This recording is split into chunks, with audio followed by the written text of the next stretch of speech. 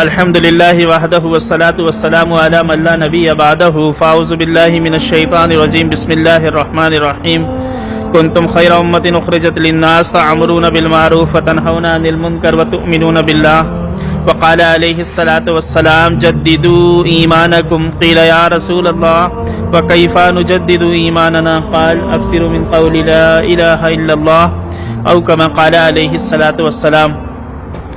قابل احترام بھائیوں بزرگوں، یہ یقینی بات ہے کامیابی تو دین پر ہی ملے گی۔ دین تو انسان کی سب سے بڑی ضرورت ہے۔ دین پر چلنے والا دنیا میں بھی راحت کے ساتھ رہتا ہے اور آخرت میں بھی راحت کے ساتھ رہے گا۔ دین کو چھوڑ کے زندگی گزارنے والا دنیا میں بھی پریشان رہتا ہے اور آخرت میں بھی پریشان ہوگا۔ جو دین حضور صلی اللہ علیہ وسلم لے کر آئے وہ دین آپ کی امت کے لیے، امت میں مرد مردوں کے ساتھ عورتیں، عورتوں کے ساتھ ان کے بچے، ان کے گھر، ان کے خاندان، مرد کے ذمے عورت کا دین، عورت کے ذمے اولاد کا دین۔ سارے رشتوں میں سب سے مبارک رشتہ مرد عورت کا ہے، لیکن مبارک دین کے ساتھ ہے۔ اگر دین ہے تو مبارک ہے اور دین نہیں تو مبارک نہیں۔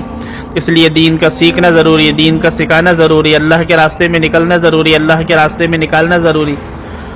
بنیادی بات سمجھنے کی یہ ہے کہ ایک مرد اپنی کمائی کے اندر اپنی عورت کا حصہ جوڑتا ہے، اپنی اولاد کا حصہ جوڑتا ہے۔ دنیا میں کوئی ایسا مرد نہیں ملے گا جو اپنی کمائی کے اندر اپنا حصہ نہ جوڑے، اپنی عورت کا حصہ نہ جوڑے، اپنی اولاد کا حصہ نہ جوڑے۔ اس لیے بنیادی بات یہ ہے کہ جو دین حضور صلی اللہ علیہ وسلم کی طرف سے ملا ہے اس دین کے اندر تینوں طبقوں کا حصہ، مردوں کا، عورتوں کا، بچوں کا۔ اس لیے پورے گھر کو ساتھ لے کر چلنا یہ بنیادی ذمہ داری ہے۔ جلالین شریف کے حاشیہ میں 22 چیزیں لکھی ہیں مرد عورت کے درمیان فرق۔ عورت قاضی نہیں بنتی، عورت اذان نہیں دیتی، عورت اقامت نہیں کہتی، عورت جمعہ نہیں پڑھے گی، عورت عید کی نماز نہیں پڑھے گی، لیکن امر بالمعروف نہیں عن المنکر یہ ایسا فریضہ ہے کہ قدم قدم یہ اپنے محرم کے ساتھ اللہ کے راستے میں پھرے گی۔ دین سیکھنے سکھانے کے اعتبار سے، اللہ کے راستے میں نکلنے اور نکالنے کے اعتبار سے ایک قدم بھی پیچھے نہیں ہوگی۔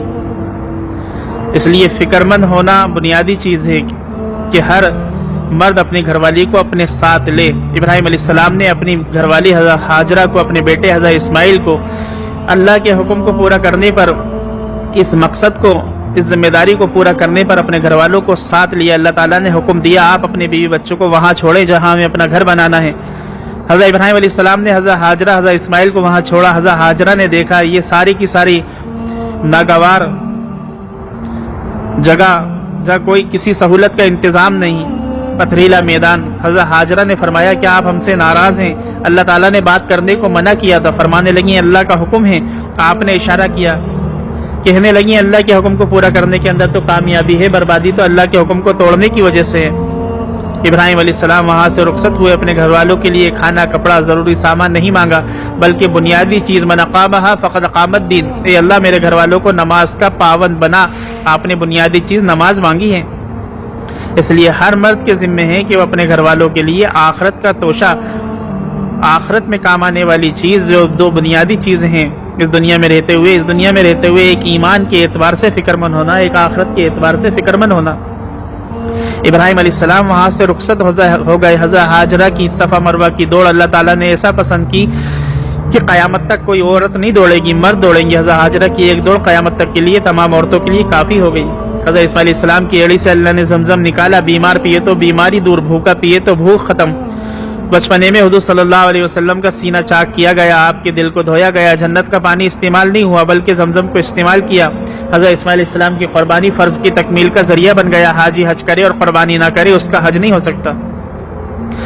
اس کے آگے کا کام اللہ تعالیٰ نے لیا، ابراہیم علیہ السلام سے اپنے گھر کی تعمیر کرائی، اس کے بعد آواز لگوائی۔ آج بیت اللہ پہ جتنے لوگ حاضر ہیں ابراہیم علیہ السلام کی آواز کی برکت سے ہیں۔ اس لیے میرے دوستو بزرگوں، ہم پورے گھر والوں کو ساتھ لے کر چلیں۔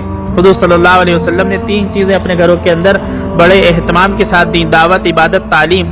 حضور صلی اللہ علیہ وسلم نے وہ ساری غار ہرا کے اندر جو جبرائیل علیہ السلام کے ساتھ آپ کی جو ساری کیفیت وہ آپ نے اپنے گھر کے اندر لا کر حضرت خدیجہ کے سامنے رکھی۔ حضرت خدیجہ رضی اللہ تعالیٰ عنہا اس پسماندہ زمانے کے اندر مکہ مکرمہ کی مالدار عورت تھیں۔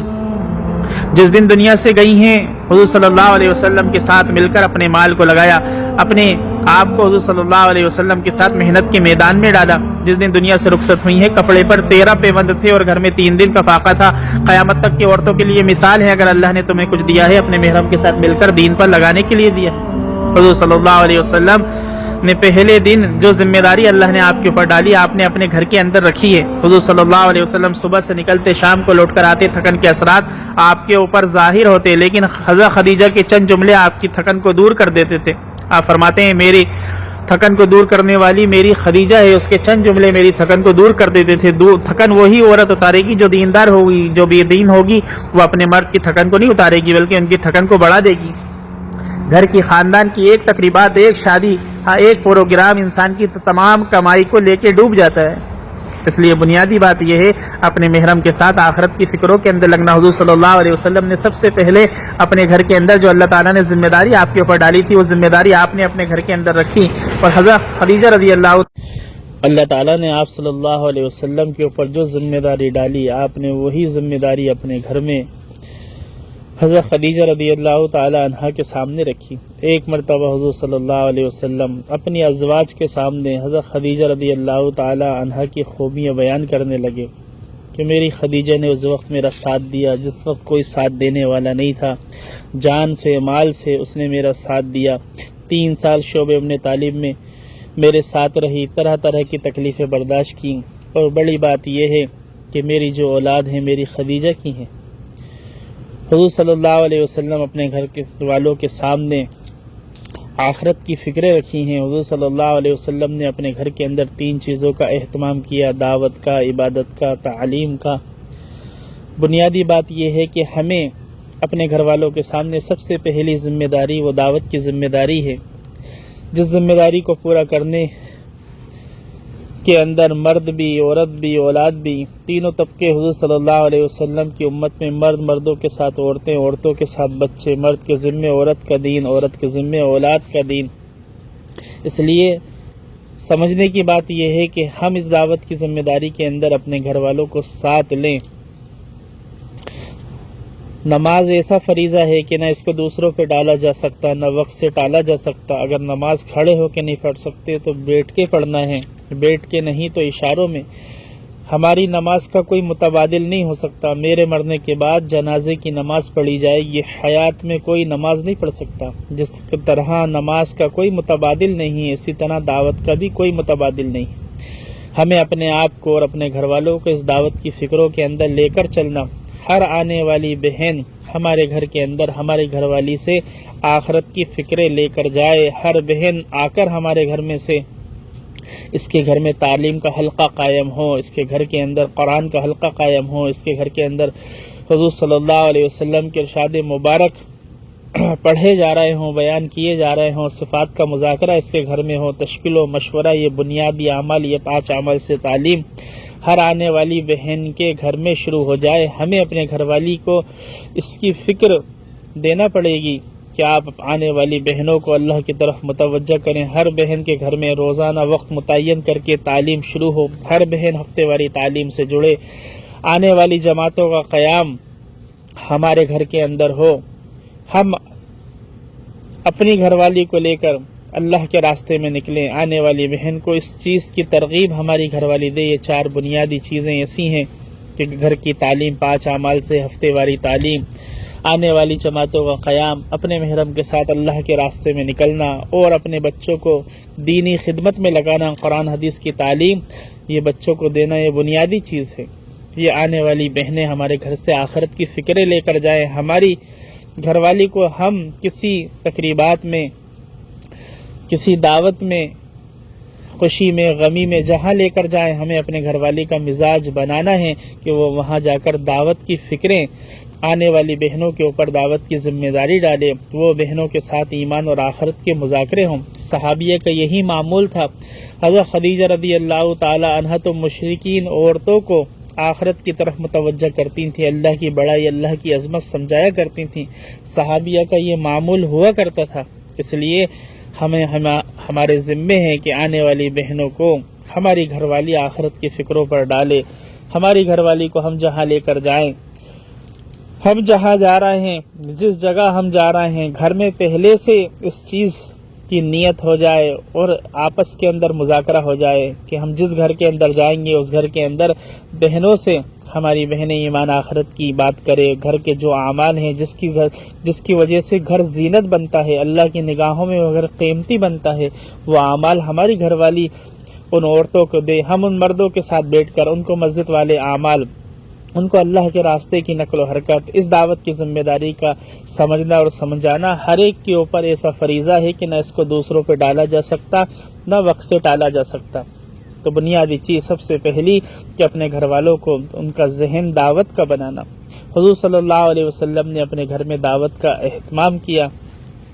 اسی طرح حضور صلی اللہ علیہ وسلم نے اپنے گھر کے اندر عبادت کا اہتمام کیا۔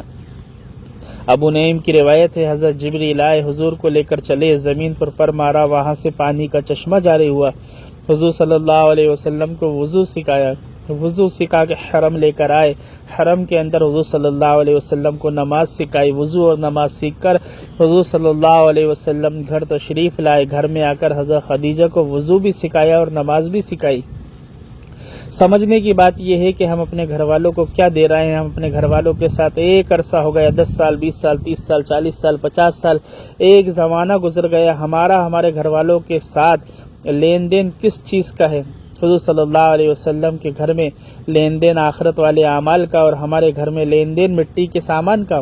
ہم مٹی سے پیدا ہوئے، ہم نے گھر بنایا مٹی کا، اچھے قسم کا قالین، کارپیٹ، اچھے قسم کا فرنیچر، ان سب کی بنیاد مٹی کی، اچھے قسم کے برتن، اسٹیل کے، پیتل کے، ایلومینیم کے، شیشے کے، چینی کے، کانچ کے، ان سب کی بنیاد مٹی کی، اچھے قسم کے کھانے، اچھے قسم کے پھل فروٹ، ان سب کی بنیاد مٹی کی، دیکھنے کی، پہننے کی، کھانے کی، تمام چیزوں کی بنیاد مٹی کی، اور مرنے کے بعد ہماری بنیاد بھی مٹی کی۔ ایک زمانہ ہمارے گھر والے ہم سے تقاضا کرتے رہے اور ہم ایک زمانے سے ان کے تقاضے کو پورا کرتے رہے، لیکن تقاضا کس چیز کا پیدا ہوا؟ کہ تقاضا کہ مٹی کا لین دین رہا، مٹی کی شکلیں الگ الگ، کبھی کپڑے میں، کبھی کھانے میں، کبھی زیب و زینت کے نقشے میں، لیکن ہے کیا کہ وہ مٹی۔ حضور صلی اللہ علیہ وسلم نے اپنے گھر میں آخرت والے اعمال دیے۔ آپ صلی اللہ علیہ وسلم نے اپنے گھر میں آخرت والے اعمال دیے۔ حضرت عائشہ فرماتی ہیں، ہمارا گھر اتنا چھوٹا تھا، حضور صلی اللہ علیہ وسلم سجدہ کرتے تو مجھے اپنے پاؤں کو پیچھے کرنا پڑتا تھا۔ ہمارا گھر اتنا بڑا نہیں تھا کہ حضور صلی اللہ علیہ وسلم اطمینان سے سجدہ کر لیں اور میرے پاؤں پھیلے رہیں۔ حضرت عائشہ فرماتی ہیں کہ کئی چاند گزر جاتا تھا، کھانے کی کسی چیز کا انتظام نہیں رہتا تھا سوائے کھجور اور پانی کے۔ حضرت عائشہ فرماتی ہیں، میرا ایک جوڑا تھا، مدینے میں ہر لڑکی کی رخصت اس جوڑے میں ہوا کرتی تھی، جس کا نکاح ہو جایا کرتا تھا، جوڑا میرے پاس واپس آ جایا کرتا تھا۔ کھانا ایک ضرورت ہے، کپڑا ایک ضرورت ہے، گھر ایک ضرورت ہے، لیکن تمام چیزوں کے اعتبار سے قربانی دی، تمام چیزوں کی ناگواری کو برداشت کیا، اور پھر فرمایا کرتی تھی، کاش میں ایک تنکا ہوتی، کاش میری ماں مجھے دنیا میں لائی نہ ہوتی۔ اس لیے حضور صلی اللہ علیہ وسلم نے اپنے گھر میں اپنے گھر والوں کو چیزوں کا عادی نہیں بنایا تھا، اپنے گھر والوں کو آخرت والے اعمال کا عادی بنایا تھا۔ حضور صلی اللہ علیہ وسلم کے پاس ایک صحابی آئے، حضرت قبیصہ رضی اللہ تعالیٰ عنہ، فرمانے لگے، اللہ کے نبی جی میری ہڈیاں کمزور ہو گئیں، میری کمر جھک گئی۔ آپ نے فرمایا، قبیصہ گھبرانے کی کیا بات ہے؟ فجر کی نماز کے بعد سبحان اللہ و بحمدہ سبحان اللہ العظیم، سبحان اللہ و بحمدہ سبحان اللہ العظیم، اس کا اہتمام کرو۔ ان صحابی نے اہتمام کیا۔ کچھ دنوں گزر جانے کے بعد آپ کے پاس آئے اور آ کر عرض کیا، اللہ کے نبی جی میری ہڈیاں بھی مضبوط ہو گئی، میری کمر بھی درست ہو گئی۔ باہر سے کوئی آتا آپ کے پاس آخرت والے اعمال لے کر جاتا، گھر سے کوئی آتا آپ ان کو آخرت والے اعمال دیتے۔ آپ نے ہر ایک کو آخرت کی فکروں پر ڈالا تھا۔ آپ کے پاس آپ کی بیٹی حضرت فاطمہ رضی اللہ تعالی عنہا آئی، فرمانے لگی، ابا جان تھک جاتے ہیں، آٹا پیستے ہیں، پانی بھرتے ہیں، گھر کی صاف صفائی کرتے ہیں، تھک جاتے ہیں، آپ کے پاس غلام آئے، ایک خادم مل جائے۔ آپ صلی اللہ علیہ وسلم نے قیامت تک کے والدین کو سبق دیا، اپنی اولاد کو کیا دینا ہے، چیزوں کی بنیاد پر فیصلہ نہیں کرنا، بلکہ اپنی اولاد کو کیا دینا ہے۔ حضور صلی اللہ علیہ وسلم نے اپنی بیٹی کا ذہن بنایا اور فرمایا، اے میری بیٹی، حضرت موسیٰ اور ان کی گھر والی کے درمیان 10 سال ایک ہی بچھونا رہا، اور اپنی بیٹی سے فرمایا، میری بیٹی تقوی اختیار کر، اللہ سے ڈر، اور اپنی بیٹی کو آخرت والے اعمال دیے کہ تیری تھکن کے لیے یہ کافی ہے۔ 33 مرتبہ سبحان اللہ، 33 مرتبہ الحمدللہ، 34 مرتبہ اللہ اکبر، یہ آخرت والے اعمال دے کر آپ نے اپنی بیٹی کو رخصت کیا۔ آپ صلی اللہ علیہ وسلم نے تو حضرت فاطمہ رضی اللہ تعالی عنہا کے لیے جو داماد چنا وہ غریب چنا۔ حضرت علی رضی اللہ تعالی عنہ کرائے سے رہا کرتے تھے، ذاتی مکان نہیں تھا۔ آپ صلی اللہ علیہ وسلم نے اپنی بیٹی کی تمام کمیوں کو دیکھا، کھانے کی کمی، گھر کی کمی، کپڑوں کی کمی، اپنے شہزادے حسنین کو بھوک سے بلکتا ہوا دیکھا۔ حضرت علی اور حضرت فاطمہ حسنین کو بٹھا کر فرمایا اصل زندگی تو آخرت کی زندگی ہے۔ اپنے گھر والوں کو تمام ناگواری پر ڈالا، لیکن آخرت کے اعتبار سے حضور صلی اللہ علیہ وسلم نے اپنے گھر والوں کے لیے کمی نہیں چھوڑی۔ تمام ناگواری کے بعد حضور صلی اللہ علیہ وسلم نے رخصتی سے پہلے حضرت فاطمہ رضی اللہ تعالی عنہ سے فرمایا اے بیٹی غم نہ کر، تو جنت کی تمام عورتوں کی سردار ہے۔ حضور صلی اللہ علیہ وسلم نے اپنی بیٹی کی تربیت کی اور آخرت والے اعمال دیے۔ اس لیے بنیادی بات یہ ہے کہ ہم اپنے گھر والوں کے ساتھ رہ کر ہمارا لین دین آخرت والے اعمال کا ہو۔ ہمارے گھر والوں کی نماز کی کیفیت کا کیا حال ہے؟ حضرت عائشہ رضی اللہ تعالی عنہ فرماتی ہیں جس نماز میں جلدی ہوگی وہ نماز نہیں ہوگی۔ مفتی سلمان منصور پوری دامت برکاتوں نے کتاب النوازل کے اندر لکھا ہے عورتوں کی نماز کی کیفیت میں 24 فرق ہے۔ کون مرد اپنی گھر والی کو وہ نماز کی کیفیت بتا رہا ہے دیکھا جائے گا تو اس کے اعتبار سے ہماری دنیا ہی الگ ہے۔ ہمارے ذمے ہیں ہماری گھر والی کی نماز کیسی ہے، اس کا قرآن کیسا ہے، قرآن کا اہتمام یہ ہمارے لیے بھی ضروری اور ہماری گھر والی کے لیے بھی ضروری۔ 2 گورنر آپس میں کہہ رہے ہیں، حضرت معاذ بن جبل اور ابی بن کعب آپ قرآن کتنا پڑھتے ہیں، کیسا پڑھتے ہیں؟ صحابیہ کا معمول تھا، حضرت زینب رضی اللہ تعالیٰ قرآن کا اہتمام کرنے والی، حضرت عائشہ قرآن کی حافظہ، کہ حضور صلی اللہ علیہ وسلم نے اپنے گھر والوں کو آخرت والے اعمال دیے تھے۔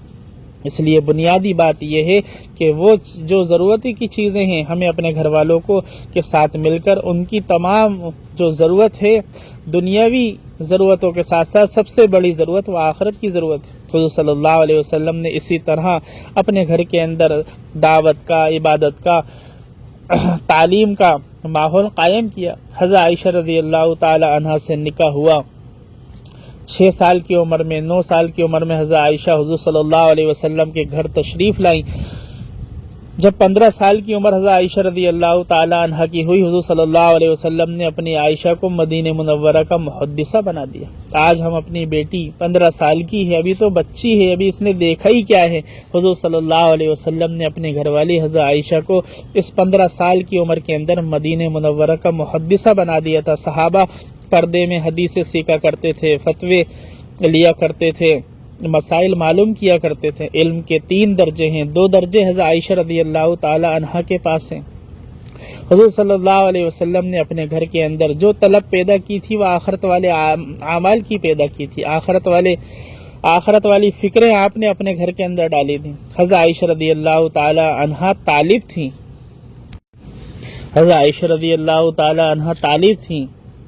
حضور صلی اللہ علیہ وسلم نے ایک مرتبہ صدقے کے فضائل بیان کیے۔ حضرت عائشہ رضی اللہ تعالی عنہ نے صدقے کے فضائل سنے۔ حضور صلی اللہ علیہ وسلم گھر تشریف لائے، آپ نے دیکھا عائشہ جو ہیں رضی اللہ تعالی عنہ درہم دھو رہی ہیں۔ حضور صلی اللہ علیہ وسلم نے دیکھ کر فرمایا عائشہ درہم کوئی دھونے کی چیز ہے؟ فرمانے لگی ہم نے آپ سے سنا ہے صدقہ دیا جاتا ہے تو پہلے اللہ کے ہاتھ میں جاتا ہے، بعد میں مسکین کے ہاتھ میں جاتا ہے، میں یہ اس لیے دھو رہی ہوں کہ پہلے یہ اللہ کے ہاتھ میں جائے گا، بعد میں مسکین کے ہاتھ میں جائے گا۔ آپ نے اپنے گھر والوں کے ساتھ حلقہ لگا کر ان کی آخرت کی ضرورت پوری کی، آخرت والے اعمال ان کو دیے۔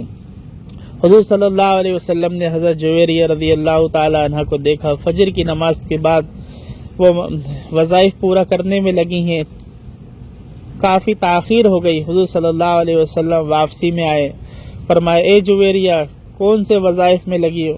حضور صلی اللہ علیہ وسلم نے حلقہ لیا۔ حضرت جویریہ رضی اللہ تعالی عنہ کے ساتھ بیٹھ کر آپ نے ان کو دعا سکھائی کہ میں تمہیں ایک دعا سکھا دوں جو تمہارے وظائف میں سب سے زیادہ وزنی، سب سے زیادہ بھاری ہے۔ آپ نے دعا سکھائی سبحان اللہ بحمدہ عدد خلقہ ورضا نفسہ وزینت عرشہ ومداد کلماتہ۔ حضور صلی اللہ علیہ وسلم اپنے گھر والوں کے تعلیم کی فکر کر رہے ہیں، ان کو آخرت والے اعمال دے رہے ہیں۔ حضرت عائشہ رضی اللہ تعالی عنہ فرماتی ہیں جس دن حضور صلی اللہ علیہ وسلم دنیا سے تشریف لے گئے اس دن حضور صلی اللہ علیہ وسلم کا سر میری گود میں میرے سینے پہ رکھا ہوا تھا، میری گود میں آپ کا سر تھا اور آپ کے لب مبارک حرکت کر رہے تھے۔ میں نے محسوس کیا اور اپنے کان کو آپ صلی اللہ علیہ وسلم کے لبوں کے قریب کیا تو آپ صلی اللہ علیہ وسلم کے آخری جملے تھے، اللہم اغفر لی ورحمنی، اللہم اغفر لی ورحمنی۔ آپ دنیا سے رخصت ہوتے ہوتے اپنے گھر والوں کو آخرت کے اعتبار سے اللہ سے مغفرت مانگتے رہو، اللہ سے رحم مانگتے رہو۔ حضور صلی اللہ علیہ وسلم نے جاتے جاتے اپنے گھر کے اندر یہ حلقہ قائم کیا۔ ایسا ماحول بنا تھا سیکھنے سکھانے کا کہ اگر گھر کے اندر کوئی بھی آ جائے تھا تو اس کو بغیر ایمان اور آخرت کے تذکرے، بغیر ایمان اور آخرت کے مذاکرے کے چھوڑا نہیں جاتا تھا، بلکہ سب سے بڑی ذمہ داری اور اس کو اپنا مقصد بنایا تھا کہ آنے والوں کو وہ باتیں جو خیر کی ہیں، وہ باتیں جو آخرت کی ہیں، ان کو آنے والوں کے سامنے رکھا جاتا تھا۔ حضرت ابو دردہ رضی اللہ تعالی عنہ کے گھر میں ان کے داماد آئے۔ حضرت ابو دردہ رضی اللہ عنہ کی گھر والی ام دردہ نے اپنے داماد نے ان سے کہا، امی جان میں حج پر جا رہا ہوں۔ تو ام دردہ ایک ساس نے اپنے داماد کو حدیث سنائی کہ میں نے ابو دردہ سے یہ حدیث سنی ہے، انہوں نے حضور صلی اللہ علیہ وسلم سے سن کر مجھے یہ سنائی ہے کہ ایک مسلمان دوسرے مسلمان کے لیے پیٹھ پیچھے دعا کرتا ہے تو اس کی دعا اس کے حق میں قبول ہوتی ہے، لہٰذا تم حج پر جا رہے ہو، تم ہمارے لیے دعا کرنا، تمہاری دعا ہمارے حق میں قبول ہوگی۔ اس طرح اہتمام تھا۔ حضرت عمرو بن اوس رضی اللہ عنہ فرماتے ہیں،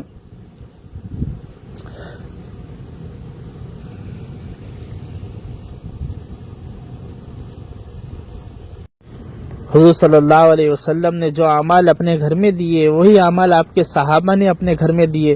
حضرت عمرو بن اوس رضی اللہ عنہ کہتے ہیں کہ جب عتبہ بن ابی سفیان کا انتقال ہو رہا تھا میں ان کے پاس گیا، آخری وقت تھا، فرمانے لگے میں تمہیں چلتے چلتے ایک حدیث سنا جاؤں جو مجھے میری بہن ام حبیبہ نے سنائی تھی۔ حضور صلی اللہ علیہ وسلم کا ارشاد ہے، جو شخص اللہ کے واسطے یعنی اخلاص سے 12 رکعت چاش کی نماز روزانہ پڑھتا رہے، حق تعالی شانہ اس کے لیے جنت میں ایک محل بناتے ہیں۔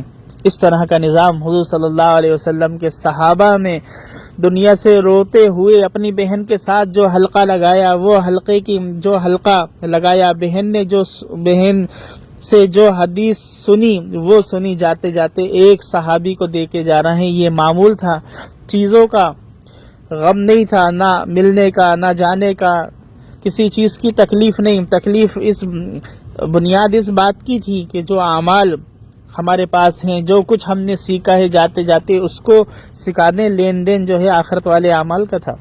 حضور صلی اللہ علیہ وسلم نے یہ چیزیں اپنے گھر کے اندر اپنے گھر والوں کے سامنے رکھی ہیں، وہی معمول صحابہ اکرام کا ہوا۔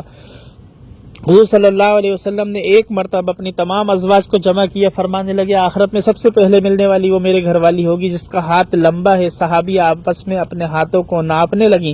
حضور صلی اللہ علیہ وسلم نے فرمایا ہاتھ لمبا ہونے سے مراد زیادہ خرچ کرنا ہے، اور زیادہ خرچ کرنے کا مزاج حضرت زینب کا تھا۔ فتوحات کے زمانے کے اندر بہت سارا مال حضرت عائشہ رضی اللہ تعالی عنہ کے پاس آیا، آپ کا روزہ، آپ کی خادمہ کا روزہ آپ نے پورا کا پورا تقسیم کر دیا۔ خادمہ نے کہا اماں جان ہمارا روزہ تھا، کچھ رکھ لیتے ہیں۔ فرمایا پہلے بتانا چاہتا تھا، اب بتانے سے کیا فائدہ۔ اس طرح حضور صلی اللہ علیہ وسلم کے گھرانے کا یہ معمول تھا، اس لیے بنیادی چیز حضور صلی اللہ علیہ وسلم نے اپنے گھر میں یہ آخرت والے اعمال دیے۔ سمجھنے کی بات یہ ہے میں اور آپ اپنے گھر کے اندر کن چیزوں کو دے رہے ہیں، ہمارے گھر میں تعلیم کے حلقے کا کیا نظام ہے، ہم اپنے گھر والوں کے ساتھ بیٹھ کر ان اعمال کے اندر لگے ہیں یا نہیں لگے۔ بنیادی بات یہ ہے حضور صلی اللہ علیہ وسلم نے اپنے گھر والوں کی ضرورتوں کو سمجھا۔ حضرت عائشہ رضی اللہ تعالیٰ عنہ حضور صلی اللہ علیہ وسلم کے ساتھ حج پر جا رہی ہیں، حضور صلی اللہ علیہ وسلم نے دیکھا حضرت عائشہ رو رہی ہیں، فرمایا عائشہ رونے کی کیا بات ہے؟ کہنے لگی میرا عمرہ خراب ہو گیا۔ آپ نے فرمایا یہ مسئلہ تو حوا کی ہر بیٹی کے ساتھ ہے، اس میں رونے کی کیا بات ہے؟ اب حضور صلی اللہ علیہ وسلم نے دیکھا مجھے اپنی گھر والی کو کیا دینا ہے اور میری گھر والی کی کیا ضرورت ہے۔ حضور صلی اللہ علیہ وسلم نے اس مجبوری کے دنوں کے اندر حضرت عائشہ رضی اللہ تعالی عنہ کو دین دیا، اے عائشہ تو نماز نہیں پڑھے گی، تو قرآن نہیں پڑھے گی، تو شرعی مسجد میں داخل نہیں ہوگی، تو طواف نہیں کرے گی، قرآن کی آیت پر انگلی نہیں رکھے گی، لیکن دین کی بات کو سن بھی سکتی ہے اور سنا بھی سکتی۔ حج سے واپس ہونے لگے، حضرت عائشہ رضی اللہ تعالی عنہا کو حضور صلی اللہ علیہ وسلم نے طالب بنایا تھا، فرمانے لگی اللہ کے نبی جی آپ نے تو حج بھی کیا اور عمرہ بھی کیا، میرا عمرہ تو خراب ہو گیا۔ حضرت عائشہ رضی اللہ تعالی عنہا کی طلب پر حضرت عائشہ رضی اللہ تعالی عنہا کو عمرے کے لیے حضور صلی اللہ علیہ وسلم نے حضرت عائشہ رضی اللہ تعالی عنہ کے بھائی عبد الرحمن بن بکر کو بلایا اور یوں کہا اپنی بہن کو عمرہ کراؤ۔ حضرت عائشہ رضی اللہ تعالی عنہ کو اللہ تعالیٰ جزائے خیر عطا فرمائے، وہ ہم سب کے لیے سہولت کا ذریعہ پیدا کر گئی۔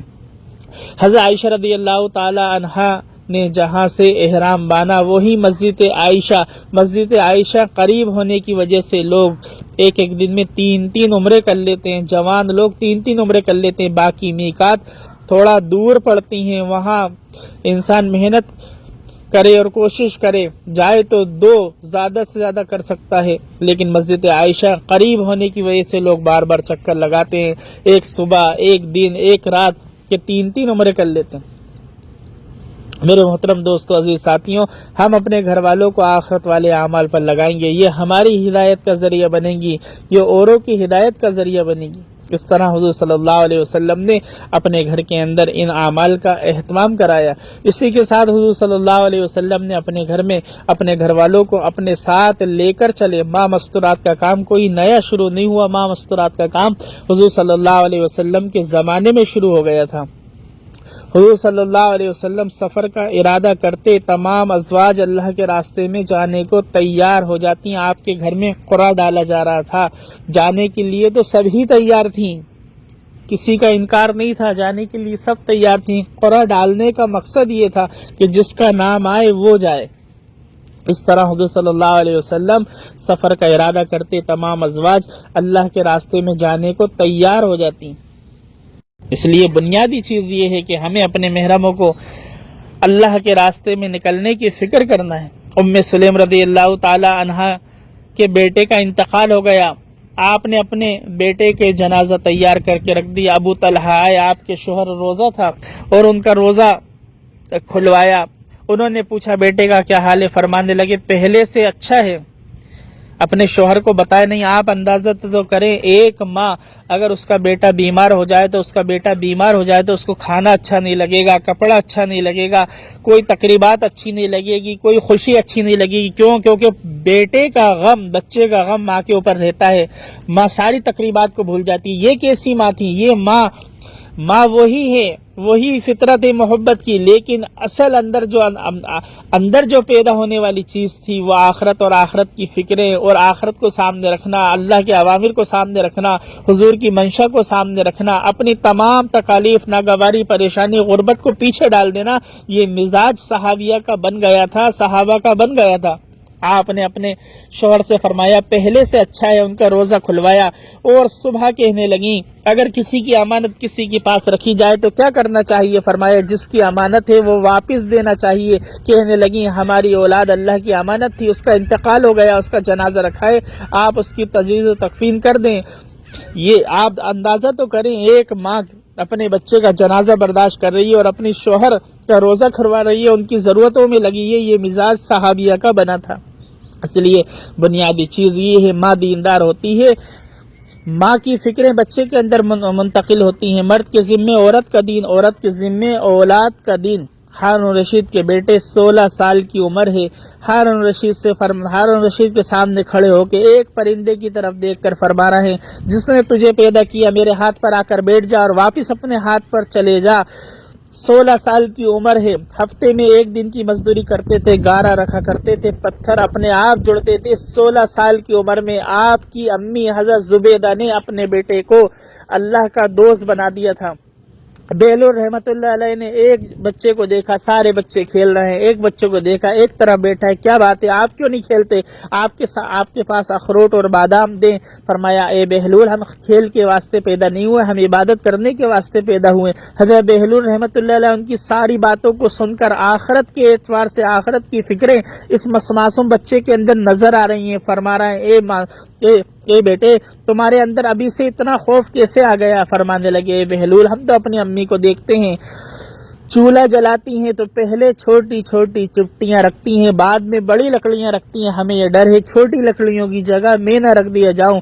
इस मासूम से बच्चे के अंदर आखिरत की फिक्र, जहन्नम का खौफ, दोज़ख की आग की फिक्र पैदा करने एक माँ है। माँ दीनदार होती है, बच्चे दीनदार होते हैं। ख्वाजा मुईनुद्दीन चिश्ती रहमतुल्लाह अलैह अम्मी के पास आए और कहने लगे, अम्मी जान 7 लाख लोगों ने कुफ्र से तौबा की, इस्लाम में दाखिल हुए। फरमाया, बेटा इसमें तेरा कोई कमाल नहीं, इसमें मेरा कमाल है। फरमाने लगे, अम्मी जान इसमें आपका क्या कमाल है? कहने लगी, मेरे बेटे 3 एहतियात के साथ जिंदगी गुजारी। पहली एहतियात, ना किसी नामहरम को देखा और ना किसी नामहरम ने मुझको देखा। महरम थोड़े होते हैं, नामहरम सारी दुनिया है। हज़रत उमर घर के बाहर बैठे हैं, पसीना बह रहा है, पसीने में शराबोर हैं। एक साथी का गुजर हुआ, अमीर मोमिनीन घर में क्यों नहीं बैठते, आप पसीने में शराबोर हैं। फरमाने लगे, मेरे घर में मेरी बेटी आई है, मेरे घर में मेरी बेटी आई है और मेरी घरवाली पड़ोस में गई है। मैं अपनी बेटी के साथ अकेला बैठना पसंद नहीं करता। बेटी हजरत उमर की, घरवाली हुजूर सल्लल्लाहु अलैहि वसल्लम की, और एहतियात हजरत उमर फरमा रहे हैं कि मैं अपनी बेटी के साथ अकेला बैठना पसंद नहीं करता। हालांकि बाप की बेटे के लिए सबसे बड़ा महरम उसका बाप होता है। मेरे दोस्तों अजीजों, जिस तरह शुगर हो गई एक बीमारी है, परहेज भी किया जाता है, दवाओं का एहतमाम भी होता है, बेपर्दगी भी तो एक बीमारी है। बदनिगाही ईमान को ख़त्म कर देती है, ईमान की हलावत को ख़त्म कर देती है। इसलिए मर्दों का मिजाज नामहरमों से बचने का हो, औरत की आवाज़ भी पर्दा है। इसलिए मेरे घर में कैसा पर्दा दाखिल हो, मेरी घरवाली पर्दे वाली बने, एक बहन पर्दे वाली बने, उसके लिए ये बुनियादी आमाल हैं जिनके ज़रिए से हया आती है, जिनके ज़रिए से ईमान के अंदर इजाफा होता है, ईमान की लज्जत आती है। वो बुनियादी आमाल हैं। इस तरह हज़रत ख्वाजा मुईनुद्दीन चिश्ती रहमतुल्लाह अलैह की अम्मी फरमा रही हैं, मेरे बेटे पहली एहतियात, ना किसी नामहरम को देखा और ना किसी नामहरम ने मुझको देखा। दूसरी एहतियात, जो खाया हलाल खाया, शक शुबे का लुकमा भी अपने अंदर जाने नहीं दिया। मुसलमान की दावत कबूल करना मुसलमान का हक है, खाना खाना मुसलमान का हक नहीं है। ईमान के 3 दर्जे, मन रआ मिनकुम मुनकरन फलयुगय्यिरहु बियदिही फइन लम यस्तति फबिलिसानिही फइन लम यस्तति फबिक़ल्बिही वज़ालिका ज़अफ़ुल ईमान। कि ईमान के 3 दर्जे, हाथ से रोको, जबान से रोको, दिल से बुरा समझो। अरे हम दिल से भी बुरा नहीं समझा। एक सूदी कारोबार करने वाला खाना कर रहा है, हाँ, हमें हाथ से रोकना चाहिए था, जबान से रोकना चाहिए था, हाँ, दिल से बुरा समझना चाहिए था। आखिरी दर्जा दिल से भी बुरा नहीं समझ रहा है। और सूदी घर, सूदी गाड़ी, सूदी कारखाने, सूदी तकरीबात, इन सारी चीजों के खाने खूब मजे से खा रहे हैं। ये खाना खिलाने वाला अल्लाह का दुश्मन बन गया था, हम खाने वाले भी अल्लाह के दुश्मन बन गए। ये साल गिर गया, उसका खाना खा रहे हैं। हमारा क्या बनेगा? हमारी इबादत का क्या हाल होगा? बच्चे की सालगिरह, बूढ़ा बूढ़ी की सालगिरह, ये कौन सी सालगिरह? ये तो सालें गिर गई है। ये शरीयत में इसकी कोई गुंजाइश नहीं है। हम बहुत से ऐसे जायज खाने वो ईमान को कमजोर कर देते हैं। जितना सुन्नतें जिंदगी के अंदर दाखिल होंगी उतनी तरक्की होगी। सुन्नत में तरक्की, सुन्नत में हिफाजत, सुन्नत में तरबियत, सुन्नत के साथ ही हिदायत। तीसरी बुनियादी चीज, ख्वाजा मुईनुद्दीन चिश्ती रहमतुल्लाह अलैह की अम्मी ने फरमाया, ए मेरे बेटे, जब तू दुनिया में आया और मैंने तुझे ग़िज़ा पिलाना शुरू की तो सिर्फ ग़िज़ा ही तेरे अंदर मुंतकिल नहीं हो रही थी, मेरा तक़वा और तहारत तेरे अंदर मुंतकिल हो रहा था। मैं वज़ू का एहतमाम करने वाली, सुन्नतों की आदी, मेरी ज़बान पर अल्लाह का जिक्र, कुरान का एहतमाम रहा करता था। मेरे अंदर हया थी, अल्लाह का खौफ था। आखिरत की मंजिलें मेरे दुश्मन बन गया था, हम खाने वाले भी अल्लाह के दुश्मन बन गए। ये साल गिर गया, उसका खाना खा रहे हैं। हमारा क्या बनेगा? हमारी इबादत का क्या हाल होगा? बच्चे की सालगिरह, बूढ़ा बूढ़ी की सालगिरह, ये कौन सी सालगिरह? ये तो सालें गिर गई है। ये शरीयत में इसकी कोई गुंजाइश नहीं है। हम बहुत से ऐसे जायज खाने वो ईमान को कमजोर कर देते हैं। जितना सुन्नतें जिंदगी के अंदर दाखिल होंगी उतनी तरक्की होगी। सुन्नत में तरक्की, सुन्नत में हिफाजत, सुन्नत में तरबियत, सुन्नत के साथ ही हिदायत। तीसरी बुनियादी चीज, ख्वाजा मुईनुद्दीन चिश्ती रहमतुल्लाह अलैह की अम्मी ने फरमाया, ए मेरे बेटे, जब तू दुनिया में आया और मैंने तुझे ग़िज़ा पिलाना शुरू की تو صرف غذا ہی تیرے اندر منتقل نہیں ہو رہی تھی، میرا تقوی و طہارت تیرے اندر منتقل ہو رہا تھا۔ میں وضو کا اہتمام کرنے والی، سنتوں کی عادی، میری زبان پر اللہ کا ذکر، قرآن کا اہتمام رہا کرتا تھا، میرے اندر حیا تھی، اللہ کا خوف تھا، آخرت کی منزلیں میرے سامنے تھیں۔ میرے بیٹے یہ ساری فکروں کے ساتھ میری غذا تیرے اندر منتقل ہو رہی تھی۔ صرف غذا ہی نہیں تھی بلکہ تیری تربیت بھی میرے سامنے تھی، وہ تربیت کا سامنے رکھ کے اللہ سے مانگا کرتی تھی، اور تیرے لیے دن رات اس فکر میں رہتی تھی کہ اللہ تعالیٰ تجھے بنیاد بنا دے۔ میرے بیٹے تو بولنا شروع کیا اور سمجھدار ہوا، قرآن کے قواعد تیرے زبان پر جاری ہو گئے تھے، قرآن تو اپنی زبان سے پڑھنا شروع کر دیا تھا، میری احتیاط کی وجہ سے یہ قرآن تیرے سینے کے اندر منتقل ہو گیا تھا۔ ماں دیندار ہوتی ہیں، بچے دیندار ہوتے ہیں، مائی موبائل باز، my WhatsApp, my Facebook, my Instagram, my کا ہی سارا وقت موبائل پر گھس جائے گا تو بچوں کو کیا دیا جائے گا؟ آج معصوم بچوں کی آنکھیں خراب کی جا رہی ہیں، آنکھوں سے جو دیکھا جائے گا ذہن بھی وہ ویسا ہوگا، دل بھی ویسا ہوگا۔ ان معصوم بچوں پہ رحم کھانا ہے کہ ان کو اس لایانی چیز سے، اس موبائل سے، اس آلات سے بچانا۔ یہ معصوم بچے قرآن دیکھیں، یہ معصوم بچے ان کے سامنے، ان کے کانوں میں قرآن حدیث پڑھے، آخرت کی فکریں پیدا ہوں، یہ بنیادی چیز ہے۔ اس کے لیے یہ ہمیں اللہ کے راستے کے اندر نکلنا اور نکالنا بنیادی چیز ہے۔ یہ دنیا ذمہ داری پوری کرنے کی جگہ ہے، قبرستان اس بات کا ثبوت ہے، انسان آتا ہے مرتا ہے۔ کتنے لوگوں کو ہم نے غسل دیا، کتنوں کو کفن پہنایا، کتنوں کو کندھوں پہ اٹھایا، کتنوں کو قبر میں لٹایا۔ جو جنازے ہمارے گھر میں اپنوں کے تھے، اپنے والدین کے تھے، جب وہ جنازے ہمارے سامنے سے اٹھے، جو پہلے دن کا غم تھا دوسرے دن نے آ کے اس کو کم کر دیا، جو دوسرے دن کا غم تھا تیسرے دن نے آ کے وہ غم کم کر دیا۔ چند دن کے اندر سارے غم ختم ہو گئے۔ ہم نے لوگوں کے ساتھ ایسا کیا ہے، ہمارے ساتھ بھی ایسا ہی ہونا ہے۔ اس کے لیے ہم نیت کریں، ارادہ کریں کہ اس فریضے کو اپنی ذات سے ادا کریں گے اور اپنے گھر والوں کو لے کر چلیں گے۔ ہم بھی بار بار اللہ کے راستے میں جائیں گے، ہم اپنی محرموں کو ملکوں کے تقاضوں پہ لے کے جائیں گے۔ جو مرد اپنے گھر والی کے سامنے ملکوں کے تقاضے نہیں رکھ رہا، وہ ان کی صلاحیت کو ضائع کر رہا ہے، اس کے لیے نیت فرمائیں، ارادے فرمائیں۔ حضور صلی اللہ علیہ وسلم سفر کا ارادہ کرتے، تمام ازواج اللہ کے راستے میں جانے کو تیار ہو جاتی۔ حضرت عطیہ انصاری رضی اللہ تعالی عنہ فرماتی ہیں، میں حضور صلی اللہ علیہ وسلم کے ساتھ 7 مرتبہ جماعت میں گئی، میرے پاس کھانے کا، کپڑے کا، دوا کا، ان ساری چیزوں کا اہتمام رہا کرتا تھا۔ حضرت اسما رضی اللہ تعالی عنہ اپنے شوہر حضرت زبیر کے ساتھ 2 سال اللہ کے راستے میں رہیں، دن میں اپنے شوہر کے ساتھ مشرکین پر محنت، رات میں پوری جماعت کی نگرانی۔ 2 سال میں 18 چلے بنتے ہیں، 18 چلے لگا کر حضرت اسما رضی اللہ تعالی عنہ اپنے شوہر حضرت زبیر کے ساتھ اللہ کے راستے سے لوٹی ہیں۔ ایک چلہ، ایک بیرون کا سفر، 3 دن کافی نہیں ہوں گے، بلکہ اپنے محرم کے ساتھ قدم بقدم چلنا ہوگا۔ جلالین شریف کے حاشیہ میں 22 چیزیں لکھی ہیں۔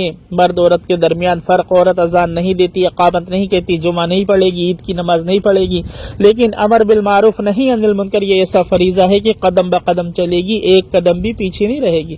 اس لیے ہمیں اپنی محرموں کو نکالنا، اپنے ساتھ نکالنا، جس طرح مردوں کی نکالنے کی محنت ہم کرتے ہیں، جماعتیں بناتے ہیں، کوشش کرتے ہیں، ان کے دروازوں پہ جاتے ہیں، ان کے پیچھے دوڑ دھوپ کرتے ہیں، ان کے پیچھے لگتے ہیں، کس طرح یہ اللہ کے راستے میں نکل جائیں، اسی طرح ہم سب کو اپنی فکر کرنا، ایک ایک فرد کی فکر کرنا کہ ہر فرد کے ہر تیسرے مہینے کس طرح یہ اللہ کے راستے میں ماں مستورات چلا جائے۔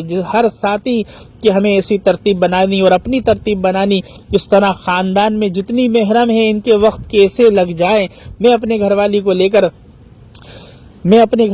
لے کر جاؤں کہ میری گھر والی میری بہن کو، میری چچی کی لڑکی، میری خالہ کی لڑکی، میرے عزیز و اقارب، میرے خاندان میں کس طرح مستورات اللہ کے راستے میں وقت لگائیں اور کس طرح یہ اللہ کے راستے میں اپنے محرم کے ساتھ جائیں۔ ایک عورت اللہ کے راستے میں وقت لگاتی ہے، زندگی بدل جاتی ہے۔ 45 سال کی عورت اللہ کے راستے میں گئی، 3 دن لگائے، 3 دن کے اندر روتی رہی۔ پوچھا بہنوں نے کیا بات ہے، آپ اتنا رو رہی ہیں؟ فرمایا پہلی بار اللہ کے راستے میں نکلی ہوں، یہ محبت ملی، یہ سیکھنا سکھانا ملا۔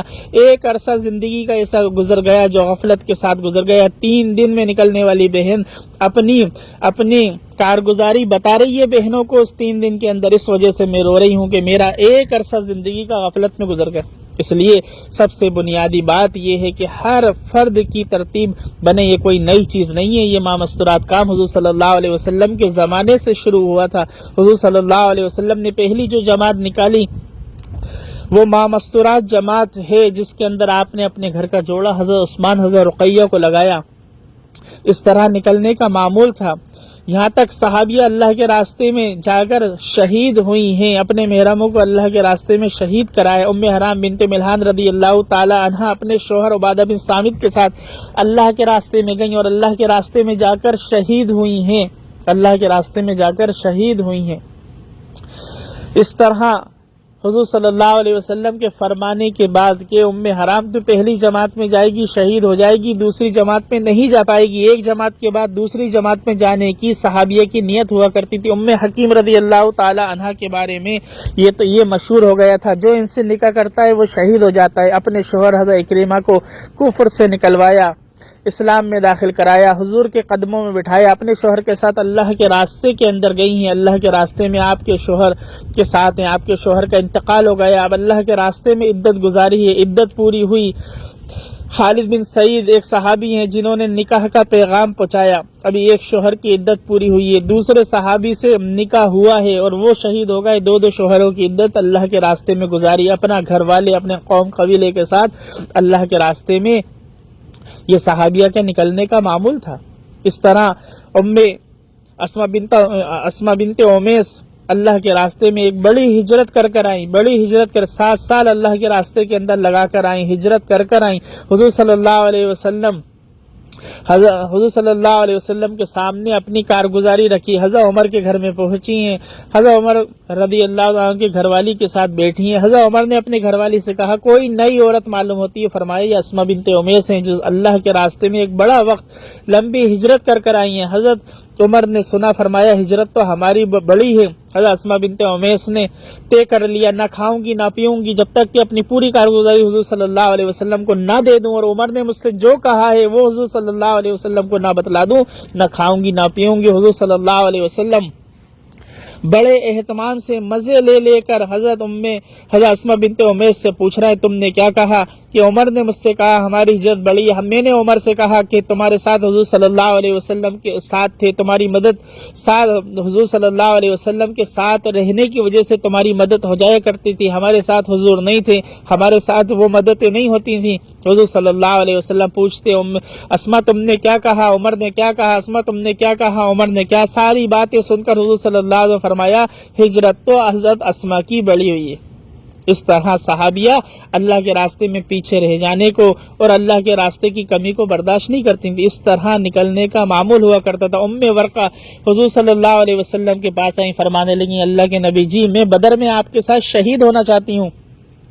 حضور صلی اللہ علیہ وسلم نے فرمایا اے ام ورقہ گھر بیٹھ جاؤ، شہادت تمہارے گھر کے اندر آ جائے گی۔ ام ورقہ رضی اللہ تعالی عنہ اپنے گھر چلی گئیں، ان کے 2 غلام تھے جو جلدی آزاد ہونے کی وجہ سے ان کو قتل کر دیا اور اللہ نے ان کو ان کے گھر میں شہادت دے دی۔ صحابیہ اللہ کے راستے میں شہید ہونے کے لیے تیار ہوتی تھی، ایسی صحابیہ تیار تھیں جن کے بعد توشہ سامان تیار رہتا تھا، بس اللہ کے رسول صلی اللہ علیہ وسلم کی طرف سے خبر آئے اور ہم فوراً جانے کو تیار ہیں، اپنے محرم کے ساتھ نکلنا، حضور صلی اللہ علیہ وسلم کے ساتھ جانا۔ ماں اپنے بیٹوں کو اللہ کے راستے میں شہید کرا رہی ہے اور شہید کرانے پر فخر ہے۔ حضرت خنسہ رضی اللہ تعالی عنہا شوق کے ساتھ اپنے بیٹوں کو جو ہے ان کے اندر رغبت دلانے کے لیے اشعار کہہ رہی ہیں اور ان کو اللہ کے راستے میں شہید ہونے کی ترغیب دے رہی ہیں۔ حضرت عمر بن جموح کی گھر والی اپنے معذور شوہر کو جو پاؤں سے معذور ہیں اللہ کے راستے میں پہنچا رہی ہیں۔ اس طرح ایک بہن اپنے بھائی کو ابھارتی، ایک ماں اپنے بیٹے کو ابھارتی، ایک بیوی اپنے شوہر کو ابھارتی، ایک بیٹی اپنے باپ کو ابھارتی۔ آپ سیرت کے اندر غور کریں گے تو اس طرح صحابیہ کا نکلنا اور ان کی ترغیب دے رہی ہیں۔ حضرت عمر بن جموح کی گھر والی اپنے معذور شوہر کو جو پاؤں سے معذور ہیں اللہ کے راستے میں پہنچا رہی ہیں۔ اس طرح ایک بہن اپنے بھائی کو ابھارتی، ایک ماں اپنے بیٹے کو ابھارتی، ایک بیوی اپنے شوہر کو ابھارتی، ایک بیٹی اپنے باپ کو ابھارتی۔ آپ سیرت کے اندر غور کریں گے تو اس طرح صحابیہ کا نکلنا اور نکالنے کا مزاج بنا تھا، اس لیے یہ مزاج ہمیں اپنے گھر والوں کو بنانا ہے۔ صحابیہ کے اندر جو مضبوطی آئی تھی وہ اللہ کے راستے میں نکلنے کے اعتبار سے، دین کو سیکھنے سکھانے کے اعتبار سے آئی۔ ہمارے گھر کے اندر جو کمزوری ہے ہے اس کی بنیاد یہ ہے کہ سیکھنے سکھانے کے اعتبار سے اور اللہ کے راستے میں نکلنے کے اعتبار سے کمزوری رہی، جس کی وجہ سے ہمارے گھر کے اندر یہ کمی آئی ہے۔ حضرت خالد بن ولید رضی اللہ تعالیٰ رومیوں کے درمیان پھنس گئے۔ آپ نے دیکھا ایک سوار تیزی سے داخل ہوا، خالد بن ولید رضی اللہ عنہ نے دیکھ کر یہ اندازہ کیا یہ فرشتہ ہے، غمان ہوا اللہ نے ہماری مدد کے لیے پہنچایا۔ سر پر عمامہ تھا، چہرہ کپڑے سے ڈھکا ہوا تھا، وہ سوار تیزی سے مجمع میں داخل ہوا۔ مشرکین اپنے ہتھیاروں کو چھوڑ کر بھاگے۔ جیسے ہی وہ سوار خالد بن ولید رضی اللہ عنہ کے سامنے جا کر کھڑا ہوا، سر پر عمامہ بنا ہوا تھا، چہرہ کپڑے سے ڈھکا ہوا تھا۔ حضرت خالد بن ولید نے اس سوار کے چہرے سے کپڑا ہٹایا تو ان کی بیوی تھی، فرمایا تم کیسے آئیں؟ کہنے لگی ہمیشہ آپ مشرکین پر غالب آئے ہیں، امامے کی وجہ سے میں وہ امامہ دینے آئی تھی، اور میں نے یہ کیونکہ اس امامے کے اندر حضور صلی اللہ علیہ وسلم کے 3 منہ مبارک تھے، میں وہ امامہ دینے آئی اور میں نے دیکھا آپ اتنی مشکل گھڑی کے اندر ہیں تو تھوڑا سا ساتھ میں دے دوں۔ کیا ساتھ دیا کہ اپنے شوہر کو بھی لے آئیں اور میدان کو بھی لے آئیں۔ یہ صحابیہ کے اندر ایسی ہمت اور ایسی طاقت اس محنت کے ذریعے سے پیدا ہوئی تھی۔